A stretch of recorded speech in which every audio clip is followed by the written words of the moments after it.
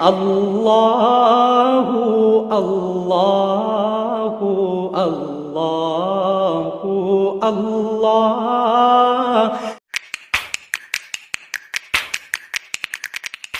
اگلے اعتراض کی طرف چلتے ہیں، یہ بھی بڑا اچھا ہے، اس میں بھی جو ٹھوکر لگی ہے وہ نسبت کی طرف لگی ہے۔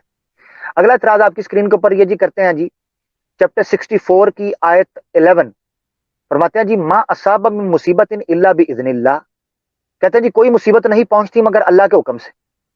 کہتے ہیں جی اس آیت میں اللہ تعالیٰ بیان کرتے ہیں کہ جو بھی مصیبت تمہیں آتی ہے نا وہ کس کی طرف سے آتی ہے؟ اللہ کی طرف سے۔ اچھا، کہتے ہیں یہ چیز کانٹرڈکٹ کرتی ہے کون سی آیت کے ساتھ؟ دوسری آیت کے ساتھ۔ کہتے ہیں یہ آیت ہے جی چیپٹر 42 ورس 30، وما اصابکم من مصیبت فبما کسبت ایدیکم ویعفو عن کثیر۔ کہتے ہیں تو تمہیں جو مصیبت پہنچتی ہے اس کا سبب وہی ہے جو تمہارے ہاتھوں نے کمایا۔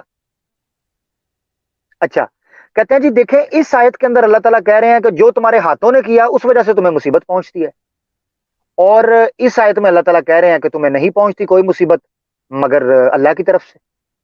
تو یہ ہے کیا؟ یہ کانٹرڈکشن ہے، ایک طرف اللہ کی طرف سے، ایک طرف انسان کی طرف۔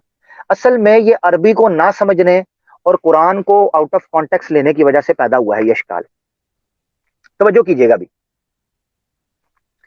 یہ دیکھیں جی اللہ تعالیٰ یہاں پر کہتے ہیں الفاظ کا استعمال کیا، ما اصاب من مصیبت الا باذن اللہ، باذن اللہ، من اللہ نہیں، باذن اللہ، اللہ کے حکم سے۔ یعنی جو بھی مصیبت آپ کو پہنچتی ہے اس کو آپ تک پہنچنے میں اللہ کی اجازت چاہیے ہوتی ہے، وہ آپ کی طرف سے ہی رہی ہوتی ہے، مگر چونکہ اللہ اس پوری کائنات کا خالق ہے تو جب تک اس کی اجازت نہیں ہوگی کوئی مصیبت بھی آپ کی طرف نہیں آ سکتی۔ اس کی مثال ایسے سمجھیں کہ ایک بندہ جو ہے وہ اس کو گولی لگتی ہے وہ مر جاتا ہے، دوسرا بندہ ہے اس کو گولی لگتی ہے وہ بچ جاتا ہے، ٹھیک ہے؟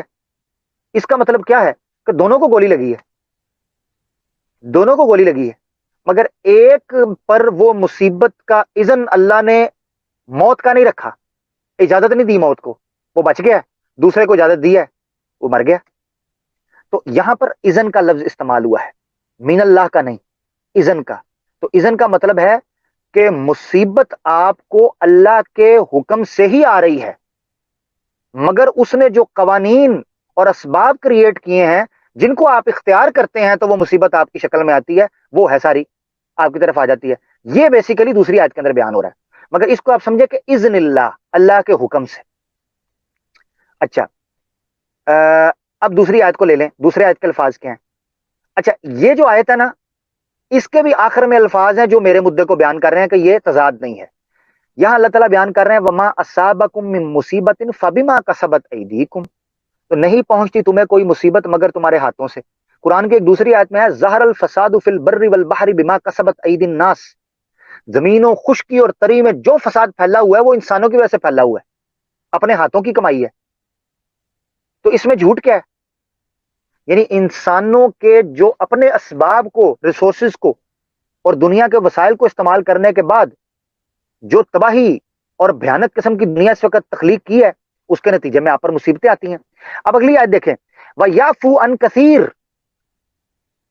بہت کچھ تو اللہ معاف فرما دیتا ہے، یہ ہے وہ بِإِذْنِ اللہ جو اس آیت کے اندر بیان ہوا ہے۔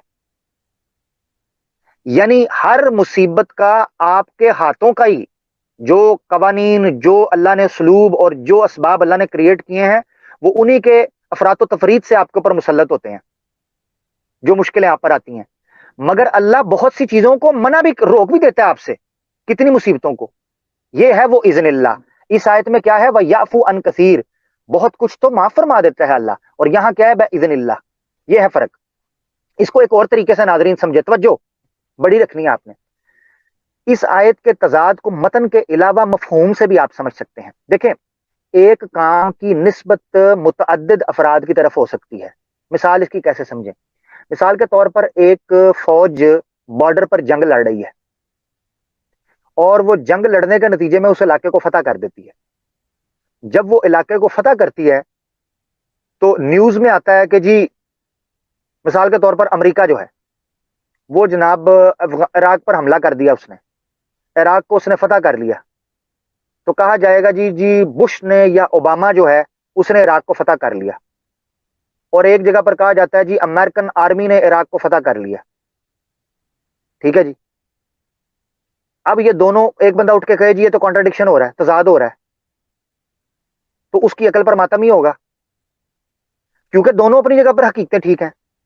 ایک جگہ پر نسبت حقیقی کر لی گئی ہے فوج کی طرف, اور ایک طرف نسبت جو ہے وہ مجازی کر لی ہے حکمن, کہ جس کا حکم سے وہ لوگ آئے تھے, یا جس کے انڈر وہ لوگ ہیں, جس کے سپرویژن میں وہ لوگ ہیں.